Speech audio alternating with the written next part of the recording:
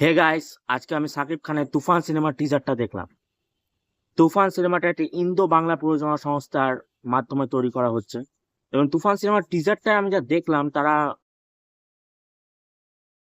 South Indian movie KGF, KGF 2, even Bollywood movie animal, এদের মতো একটা বিল্ড আপ করেছে টিজারটা। মানে এক কথায় বলতে গেলে বাংলা সিনেমার ক্ষেত্রে এই ধরনের টিজার যদি বিল্ড করে, এমনি হাইপ তুঙ্গে। এসবিএফ তার নিজস্ব ইউটিউব চ্যানেলে একটি পোস্টের মাধ্যমে লিখেছে যে কয়েক মিনিটে কয়েক মিলিয়ন ভিউ পেয়েছে এই সাকিব খানের তুফান সিনেমার টিজারটা।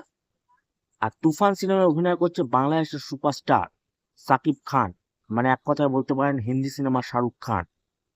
আর তার সাথে বেঙ্গলি কমার্শিয়াল মুভির হিরোইন বেঙ্গল থেকে মিমি চক্রবর্তী এই সিনেমায় অভিনয় করছে।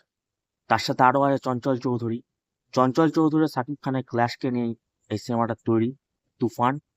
আর সত্যিই মনে হচ্ছে এটা তুফান সৃষ্টি করতে চলেছে Bangla film industry. Thank you.